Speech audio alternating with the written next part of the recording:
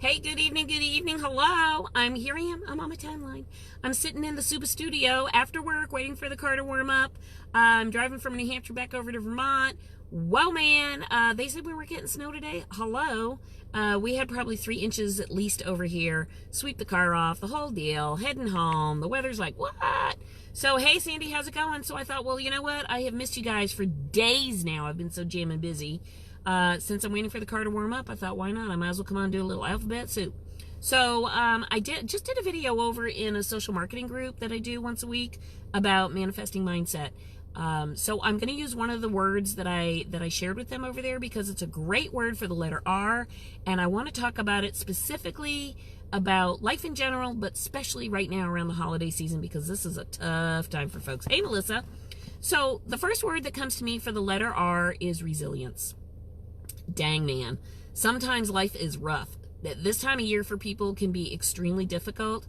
A lot of folks are having personal issues, problems with mood swings, lack of sunlight, depression. Maybe there's financial issues going on. There's pressure of the holidays.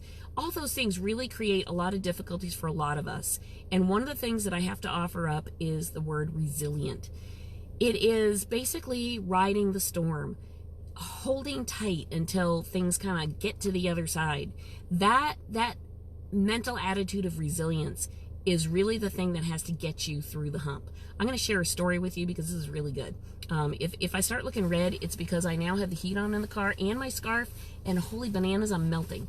So I'm going to take the scarf off while we're talking before I actually truly melt. So I'm going to share a story with you guys. So I put a post on here the other day. My younger sister has spent the last 3 to 4 years taking a course, which she's had to travel around the world for, in equine osteopathy. And the long and the short is she had a 12-month delay in finishing the course because her son had a very bad car accident and almost died, and had, traumatic brain injury for some time and had to have a lot of rehab. Long story short, it really threw a wrench right into her ability to stay on track and do her studying and take her tests and this and that. So she basically had to defer, delay, and take her test almost a year after her finishing of all her course time, which is very difficult because what it means is you're not in that groove. You have to force yourself to stay motivated, to stay consistent, to do the work that it takes, and be really resilient to everything around you. People saying, why are you doing it? What are you doing? How come? This, that, the next thing. You've got to have mental fortitude and resilience to ride that storm and get through it. And I'm very proud of her. I'm proud to say she took her test. It was grueling. She did it. She passed. She is now a licensed and certified equine osteopath, which those of you who don't know what that is, you can look for her information on her business page, which is a Natural Equine Balance.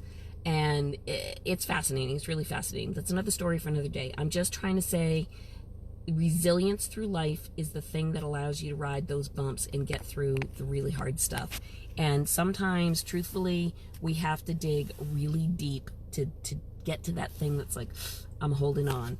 So that's the first R word for alphabet soup tonight, is resilient. The second word I'm going to leave you with, and then I'm going to get on the road because otherwise it'll take me forever to get home, is ruminate.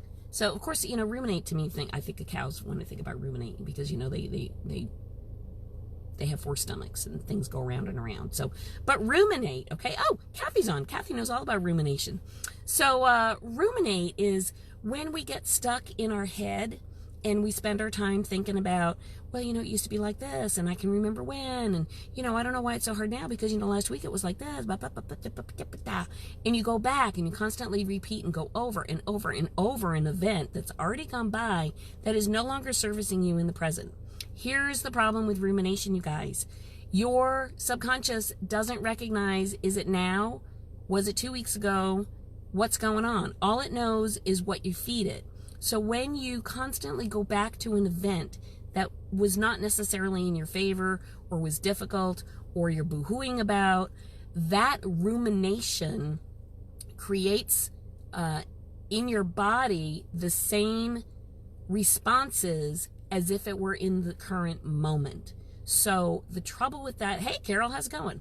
The trouble with that is that by going over, oh, it used to be how it was, I wish it were, I can't believe it, this happened then, and repeating those not so great events and stories to yourself, you are basically beating yourself up because your body is going through the event as if it's happening in the moment. So those are the 2 words for alphabet soup while my car is warming up and I've got the snow finally off the windshield in the rear view. Can you see back there? Yeah, I can actually almost leave the parking lot soon. So the 2 words for alphabet soup tonight, resilience and rumination. There you go. Alphabet soup. So I'm hitting the road. I got to get home. I got chores to do. I just haven't been on for days and days, and I just wanted to check in with y'all and just give you 2 words for the letter R. So as soon as I can get back on, hopefully tomorrow, I'll get back and we'll do, let's see, what's my alphabet? R-S. We'll do the letter S, okay? So have a great night, everybody. Be safe on the roads, and I'll catch you soon. Take care.